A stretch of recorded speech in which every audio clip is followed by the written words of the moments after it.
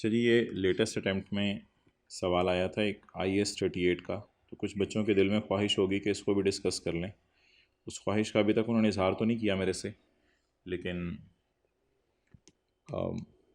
दिल को दिल से राह होती है, इसलिए क्वेश्चन नंबर 2, दो नहीं 2 नहीं, लेटेस्ट अटैम्प्ट में ये क्वेश्चन था, क्वेश्चन नंबर 2 ही था। ठीक है, सितंबर 2022 का question number 2, question 2।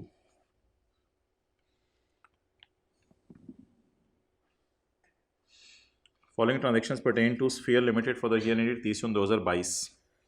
On 1 July 2021 साल के पहले दिन SL acquired licence against cash consideration. ये कैमरा थोड़ा सा दूर हो जाए तो आप लोगों के लगे ऊपर ही चढ़ गए हैं। On 1 July 2021 SL acquired licence against cash consideration of 50 million. कितने पैसे दिए? 50 million. SL incurred cost of 3 million which include refundable taxes of 1 million for transferring the title अपने नाम ट्रांसफ़र किया है। तो इंटेंजिबल डेबिट कर दें 52 से, रिसीवेबल डेबिट कर दें 1 से, और कैश क्रेडिट कर दें 53 से। रिफंडेबल टैक्सेस को एसेट की कॉस्ट का पार्ट नहीं बनाना और ट्रांसफ़र फ़ी को एसेट की कॉस्ट का पार्ट बनाना है। एग्रीड? चलें आगे। The licence is valid for 5 years. Licence valid है 5 ईयर्स के लिए, लेकिन ये रिन्यूएबल है हर 5 साल बाद एट अ अच्छी खासी कॉस्ट ऑफ 40 मिलियन। 50-40 के मुकाबले में, 40-50 के मुकाबले में अच्छी खासी कॉस्ट है। हमारी इंटेंशन है एवरी 5 ईयर्स, हर 5 साल बाद रिन्यूअल होगी। ये लाइसेंस में लिखा हुआ है। SL intends to renew the licence once. हमारी नीयत है कि इसको एक ही दफ़ा रिन्यू करवाएंगे और फिर इंशाल्लाह 10 साल के एंड पे इसको बेच देंगे। हमारी नीयत भाड़ में गई। हमारी नीयत नहीं देखनी होती स्टैंडर्ड में। स्टैंडर्ड में डिसाइडिंग फैक्टर हमारी नीयत नहीं है। स्टैंडर्ड के अंदर डिसाइडिंग फैक्टर है कि रिन्यूअल कॉस्ट मिनिमल है या नहीं, क्योंकि सर्कमस्टांसेस 5 साल में बदल सकते हैं, हमारी नीयत भी बदल सकती है। हम कहें इंटेंजिबल की हमें ज़रूरत ही नहीं, इसलिए रिन्यूअल को फ़ारग करें। रीज़न लिख के आएंगे पेपर में, the renewal cost is significant. That's why मैंने रिन्यूअल पीरियड को इग्नोर किया। महंगी रिन्यूअल में मैंने कहा था रिन्यूअल पीरियड को इग्नोर करना है। सवाल की बातों में नहीं आना। इस तरह का ना मैंने आपको एक सवाल कराया था, लिख लें। क्वेश्चन बैंक का क्वेश्चन 7 करवाया था आपको, ज़ीब्रा लिमिटेड वाला। उसमें एज इट इज़ इसको आई के अपने कॉपी पे सर के सवाल डाला है, वहाँ भी इसी तरह की लाइन लिखी हुई थी। अच्छा, इसलिए प्लीज़ लाइफ की डिस्कशन बताएं। लाइफ कितने साल हो गई? 5। SL estimates as residual value of this licence would be 12 million and 9 million at the end of 5 years and 10 years respectively. Residual value 12 million है और 9 मिलियन है। अच्छा, इसकी कोई एक्टिव मार्केट वगैरह है लाइसेंस की? SL acquired a license against cash consideration of 50. SL incurred cost of इतने. The license is valid for 5 years but is renewable every 5 years. SL intends to renew the license. SL estimates the residual value will be इतने. अब आप क्या लेंगे? Residual value ले लेंगे या नहीं लेंगे? ज़रा सोच के बताएं। रेजिडुअल वैल्यू ले लेंगे या नहीं लेंगे?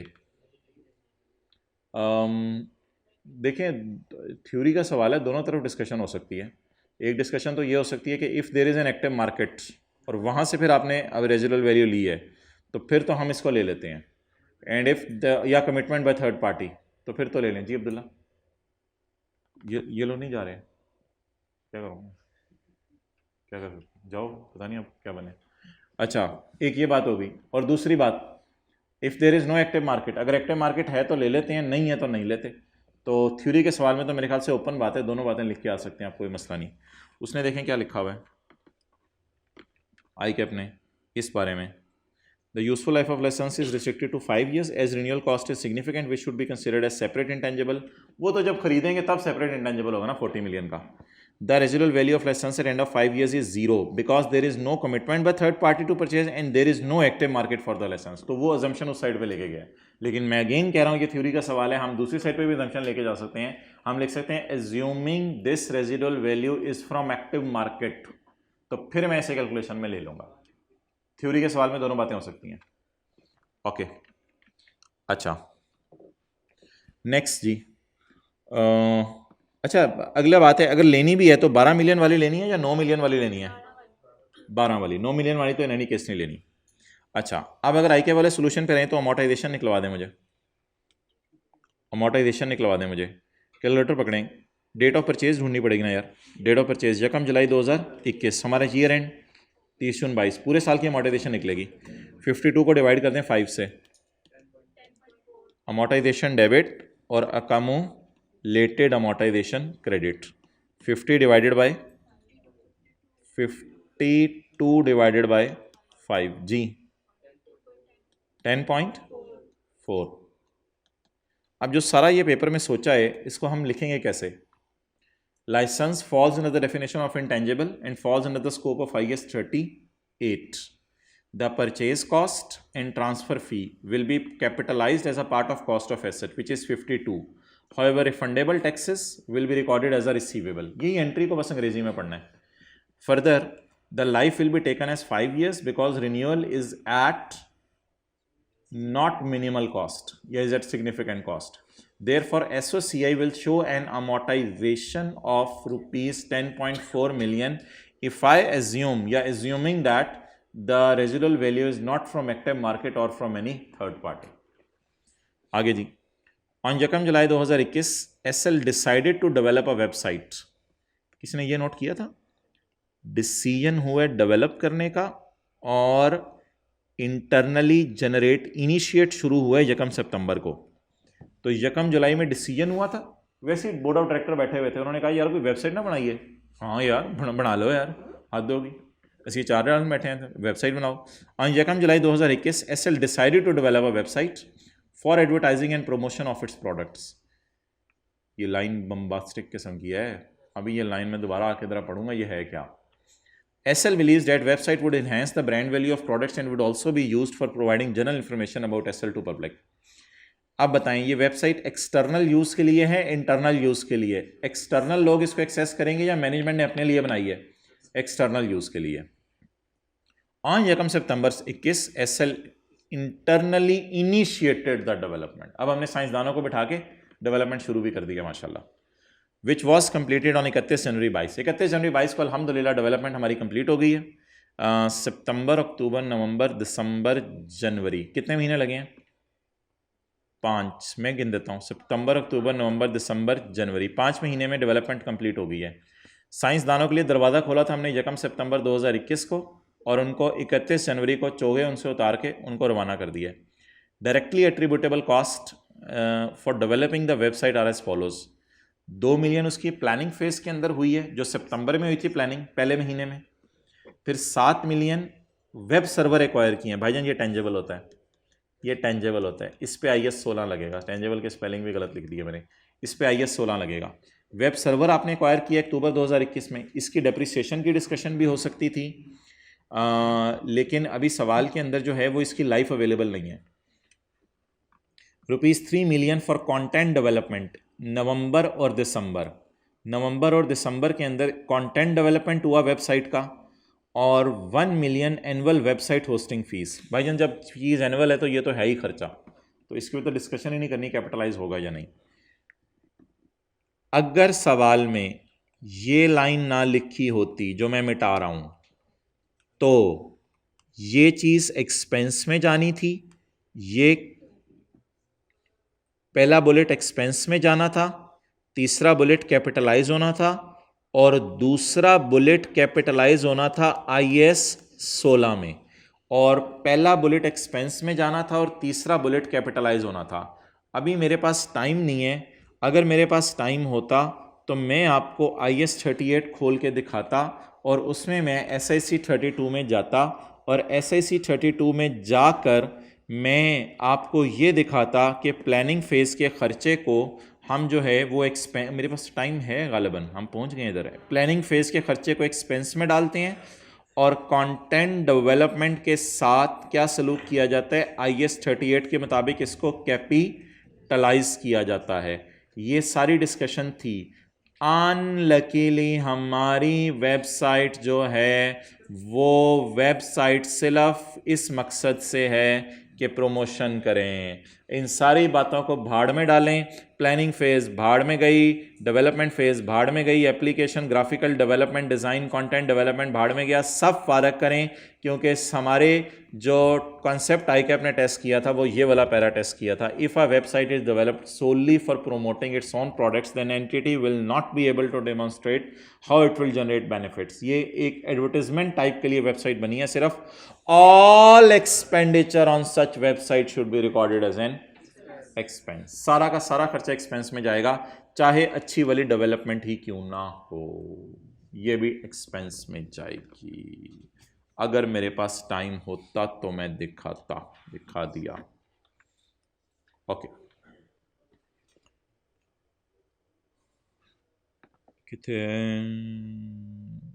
किधर है सितंबर 2022 अटेम्प्ट, इसलिए इसको भी कैपिटलाइज काट के मैं किस में डाल रहा हूँ, एक्सपेंस में।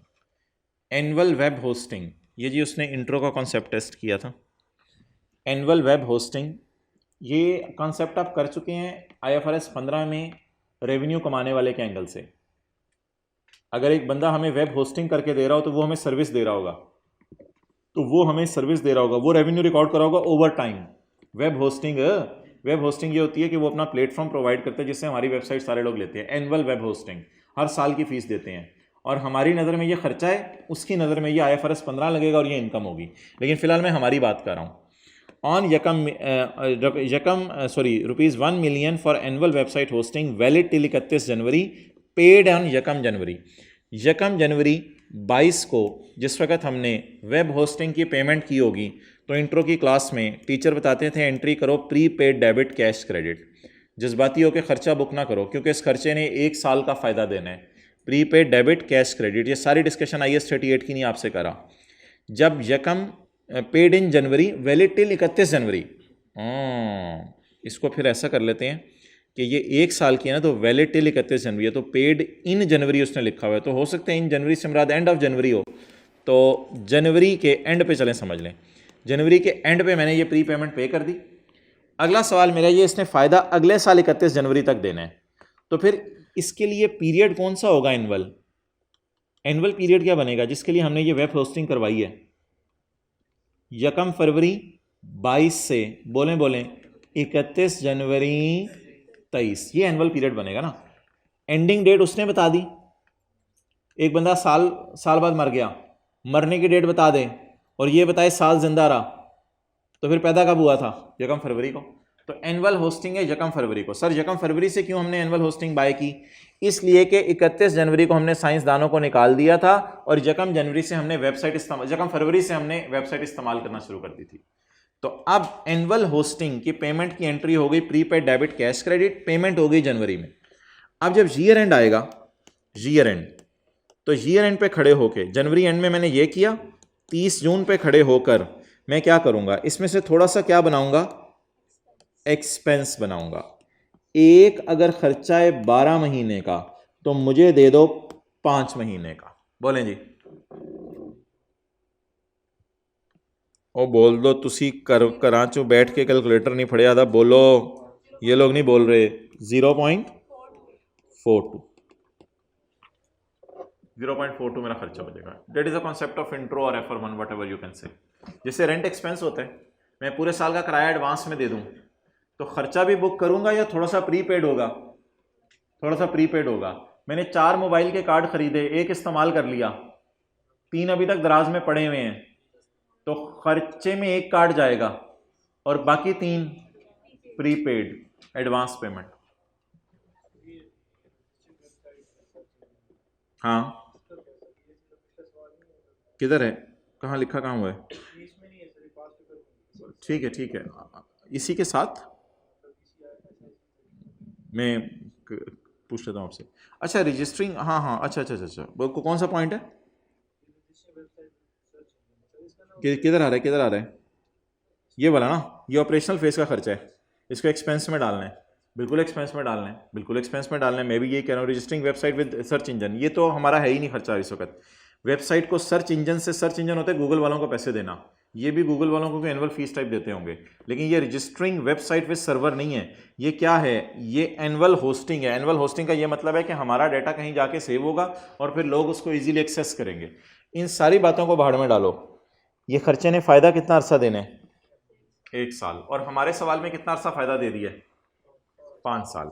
अच्छा, एक और चीज़ आपके जहन में आ सकती थी, वाइल्ड थॉट तो जहन में आ सकती है कि वेब सर्वर एक टेंजेबल है, टेंजेबल इनटेंजेबल को बनाने में हेल्प कर रहा है। तो अगर वेब सर्वर की लाइफ दी होती 10 साल, तो वेब सर्वर को डिवाइड करते 10 से और मल्टीप्लाई करते सितंबर, अक्टूबर, नवंबर, दिसंबर, जनवरी से, ताकि वेब सर्वर की इतने महीने की डेप्रिसिएशन वेबसाइट की कॉस्ट में कैपिटलाइज की जाती। अल्लाह का शुक्र है उसने वेब सर्वर की लाइफ नहीं दी थी, वरना हमने ये चक्कर भी खुदा ना खास्ता पेपर में कराना था। ये चक्कर इसलिए नहीं करना था कि जब वेबसाइट ही एक्सपेंस में जा रही है तो फिर वेबसाइट के हार्डवेयर यूज होने वालों की अमोर्टाइजेशन या डेप्रिसिएशन भी कैपिटलाइज नहीं होगी। तो वेब सर्वर की डेप्रिसिएशन क्यों नहीं कैपिटलाइज होगी in the cost of intangible? क्योंकि वेबसाइट खुद ही कहां जा रही है? एक्सपेंसेस में जा रही है।